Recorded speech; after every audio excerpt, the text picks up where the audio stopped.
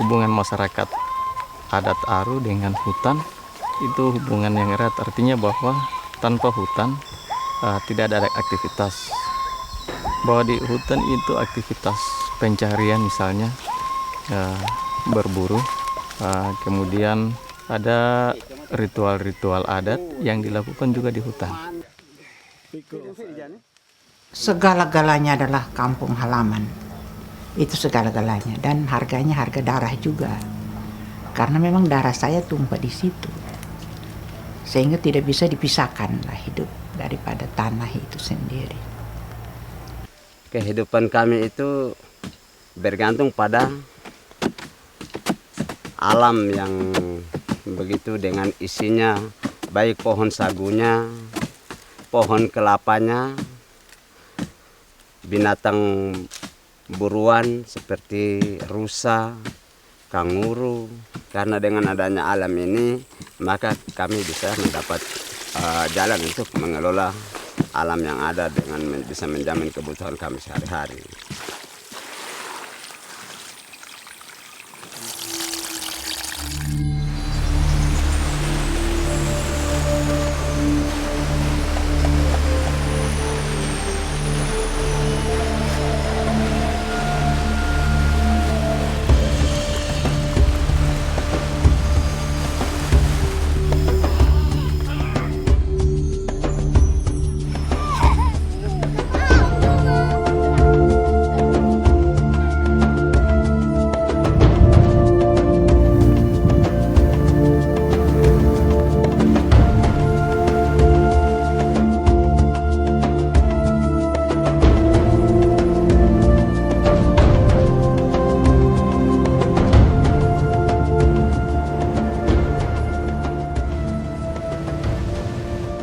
Ya, Kabupaten Kepulauan Aru atau sering disebut Jargaria, artinya Pulau Aru.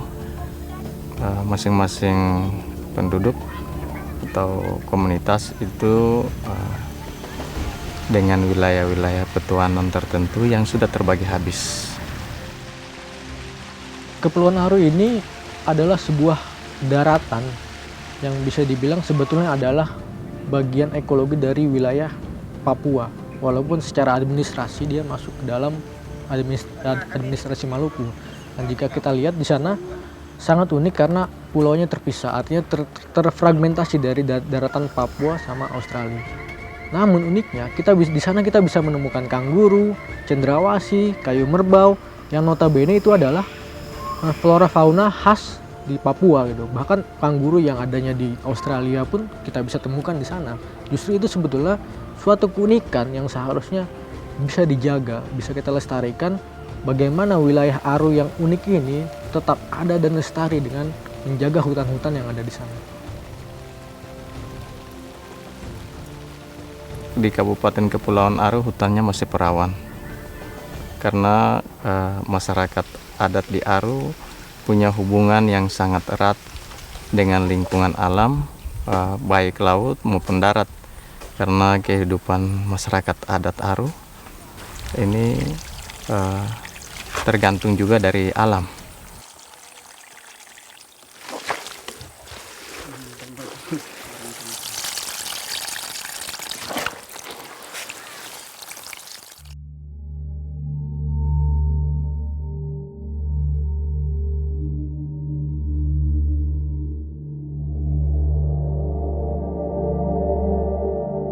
Tahun 2000, sekitar 2011, tiba-tiba masyarakat dikejutkan dengan hadirnya pesawat Susi Air yang ternyata datang untuk mengadakan survei tanpa sepengetahuan masyarakat. Jadi sudah dia coupling itu tanah yang Tordauk itu, yang milik Galago dan Siruk itu.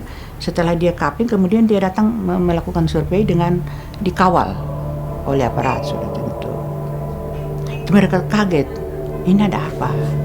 Lalu setelah mereka cari informasi, setelah mereka dapat informasi, rasa ketakutan mulai muncul. Datanglah mereka menangis, melaporkan bahwa ada terjadi kejadian seperti ini dengan pakai pesawat Susi itu. Tapi saya masih berpikir bahwa jangan sampai kami mengambil langkah orang kampung menerima. gitu kan. Saya diam. Beberapa bulan kemudian datang lagi mereka, menangis lagi. Saya masih diam. Yang ketiga kali, terus saya bilang oke, kalau begitu kita siapkan konsep penolakan, ulang dan kamu tanda tangan bahwa kamu menolak. Sebab kalau tanpa itu kami pun tidak bisa berbuat apa-apa. Nah setelah tanda tangan bawa ke saya berpikir tapi ini kan tidak mungkin, kalau satu kampung saya tidak mungkin, apalagi desa tetangga saja sudah menolak. Ketemulah saya dengan Mika, anak muda itu. Mulai terjadi pergerakan itu. Tua-tua adat berangkat ke Jakarta menghadap Menteri Kehutanan. Menteri Kehutanan katakan bahwa alangkah baiknya kalau penolakan itu dari semua desa. Ketika kita mendengar rencana investasi perkebunan Menara Group awalnya, lalu kami sebagai masyarakat adat Aru, pemuda bersama-sama dengan tokoh-tokoh adat, tokoh masyarakat, dan yang tidak kalah penting juga ibu-ibu, gerakan perempuan yang menjadi bagian penting dalam pergerakan ini. Puncaknya ketika pada tahun 2013 izin prinsip yang dikeluarkan oleh Menteri Kehutanan kepada 19 anak perusahaan dari 28 anak perusahaan yang bernaung di bawah konsorsium Menara Group. Lalu kita bersama-sama dengan masyarakat, kepala-kepala desa di Kabupaten Kepulauan Aru, kemudian pemilik petuanan, dan masyarakat secara keseluruhan, kita melakukan penolakan. Gerakan yang kita lakukan ini tidak ada motif yang lain, tetapi yang kita lakukan adalah atas dasar kesadaran bahwa hak kita sebagai masyarakat adat itu akan diambil. Hasil kajian Forest Watch Indonesia dari tahun 2013 sampai dengan sekarang saat ini di 2014 menjelang akhir ini, kami menemukan bahwa 83% daratan di Kepulauan Aru adalah hutan alam, yang artinya 660.000 hektar daratan di sana adalah virgin forest, yang itu berada di 187 pulau menyebar di seluruh Kepulauan Aru. Dan ini memang sangat fatal apabila ada pembukaan yang dilakukan oleh perusahaan, baik itu perusahaan apapun, di salah satu pulaunya, karena memang antara pulau satu dengan pulau lainnya itu memiliki hubungan yang erat. Jika salah satu pulau itu hancur, maka dampaknya, efeknya akan terasa di pulau-pulau yang lain. Tipe hutan yang ada di Kepulauan Aru ini adalah sebuah angkatan batuan kars, yang seperti kita kenal bahwa kars adalah sebuah spons yang mampu menahan air. Dia menahan air hujan dan melepaskannya ketika musim kering. Dan itu sangat bermanfaat bagi masyarakat untuk menjaga sumber-sumber air masyarakat yang ada di sana. Nah, jika hutannya hancur, itu sudah dipastikan kalau sumber-sumber air yang ada di desa-desa di Kepulauan Aru itu akan hilang.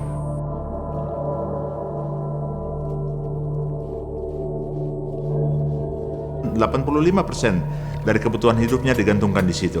Mereka bukan orang laut, mereka bukan nelayan-nelayan tangguh seperti orang-orang di pesisir pulau-pulau di Kepulauan Lehase. Ya. Orang Aru lebih banyak menggantungkan hidupnya di hutan dan hutan-hutan bakau yang betul-betul sangat rimbun dan lebat di sana. Itu yang membuat saya tergerak ya ketika melihat wah ini sebuah kontras yang amat sangat dan ancaman yang akan mendegradasi kehidupan sosial, budaya, antropologis, tetapi juga ya secara lingkungan ini akan penghancuran lingkungan yang ya sangat luar biasa kalau sampai itu terjadi. Karena itu kami lalu bertekad kita harus bergerak, kita harus selamatkan Aru, kita harus lakukan gerakan bersama untuk mengkampanyekan Save Aru. Bagaimana menggerakkan itu dibutuhkan konsistensi. Ya dibutuhkan konsistensi dan teman-teman yang mau bekerja tanpa pamrih begitu. Karena itu teman-teman blogger lalu kita ajak bikin foto, bikin peta dan lain-lain. Kemudian bagaimana mereka mengkampanyekan lewat jejaring blogger mereka.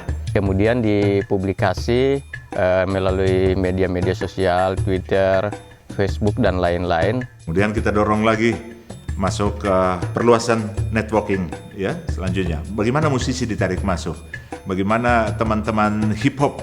Oke, mereka bikin musik, bikin hip hop tentang Aru. Bagaimana teman-teman yang sastra? Mereka galang 2 buku puisi tentang Aru dari seluruh Indonesia. Akhirnya gerakan yang dilakukan oleh masyarakat di Kabupaten Kepulauan Aru, masyarakat adatnya mendapat perhatian yang luar biasa, puji Tuhan luar biasa, sehingga masalah Aru ini menjadi masalah dunia. Banyak penolakan-penolakan yang dilakukan oleh masyarakat itu mendapat dukungan. Banyak dukungan dari berbagai macam pihak. Karena banyaknya dukungan, karena banyaknya tentangan, banyaknya unjuk rasa yang dilakukan oleh masyarakat, pihak Menara Group tidak bisa melaksanakan syarat-syarat mereka melakukan tanda batas dalam jangka waktu 1 tahun.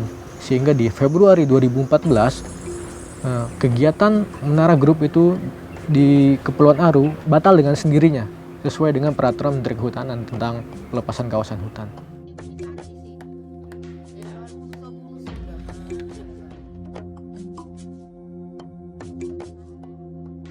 Yang paling mengharukan dari perjuangan ini adalah beberapa teman yang bergerak di bawah, ya. Banyak itu pegawai negeri, ya, seperti Mika Ganobal dan ada 1-2 teman yang lain. Mereka siap untuk melepaskan pakaiannya, siap untuk dipecat, siap. Dan itu mengharukan bagi saya karena mereka cuma pegawai kecil. Sebagai PNS kita sering juga mendapat tekanan, teror dan intimidasi dalam melakukan pergerakan terkait dengan status kita sebagai PNS. Ketika misalnya mereka menganggap bahwa izin itu dikeluarkan oleh lembaga negara. Sebagai PNS kita harus tunduk kepada apa yang dikeluarkan oleh negara. Tetapi bagi kita okelah prosedural dari sisi aturan. Tetapi bagi kita apakah aturan itu adil? Penguasa-penguasa hipokrit dan makelar-makelar mata gowang diam-diam bersepakat menjual diri mereka dan menggadaikan tanah adat. Maka beribu-ribu orang Ursia, Urlima turun ke jalan sebagai amarah Arafura yang bangkit dari pulau-pulau dan dari wakat-wakat.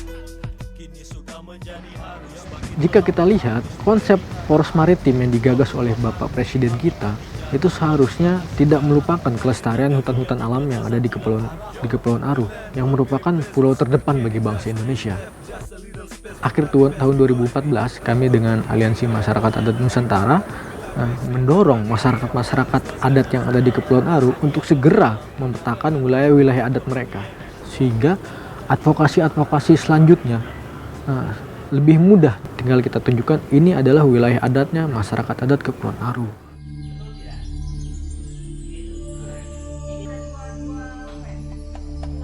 NKRI itu baru ada tahun 45. Tetapi nenek moyang kami hidup di negeri ini sudah jauh sebelum, ribuan tahun sejak dahulu kala, bahkan sejak purba kala. Nenek moyang kami sudah ada dan kami ini keturunan mereka, penerus generasi mereka, dan negeri ini pusaka kami, milik kami. Kami tidak akan pernah memberikan kepada siapapun dalam bentuk apapun. Itu harga mati yang tidak boleh kami berikan kepada siapapun. Karena itu pemberian Tuhan yang harus kami jaga, kami pelihara, kami lestarikan untuk kelestarian anak cucu yang akan datang. Walaupun kami dianggap bodoh, tapi ketika kami bersatu dan ternyata kami berhasil mengusir si raksasa PT Menara Group itu.